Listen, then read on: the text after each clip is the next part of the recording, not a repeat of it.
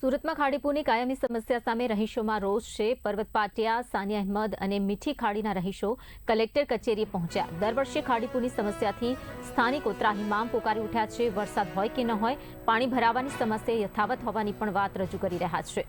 ખાડીપુરની સમસ્યાને કારણે નિરાકરણ જે છે કાયમી તેનો લાવવું જોઈએ, તેને લઈને પણ ઉગ્ર માંગ ઉઠાવવામાં આવી છે। સ્થાનિકો દ્વારા વિશાળ રેલી યોજવાની તૈયારી કરવામાં આવી હતી, તો તંત્રએ રેલી યોજવાની મંજૂરી ન આપ્યાનો પણ આક્ષેપ થઈ રહ્યો છે।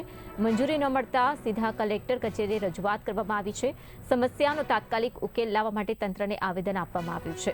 કાયમી ઉકેલ નહીં આવે તો આંદોલનની ઉગ્ર ચેતવણી પણ આપવામાં આવી છે। खाड़ीपुर जन आंदोलन के तहत हमारी सनिया अहमद से लेकर मीठी खाड़ी की तमाम सोसाइटी के 3-3 मेंबरों ने ये आंदोलन की 2 शांतिपूर्ण मीटिंग की। मीटिंग का निर्णय यह हुआ कि आज बाइक रैली लेकर कलेक्टर साहब और म्युनिसिपल कमिश्नर साहब को आवेदन पत्र देना है।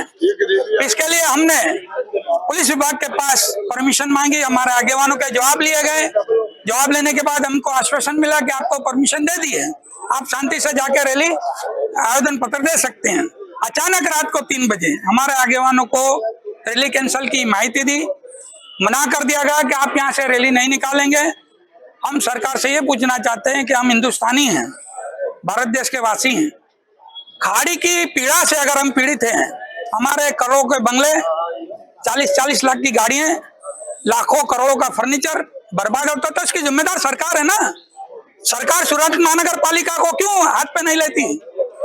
सूरत महानगर पालिका ही जिम्मेदार है।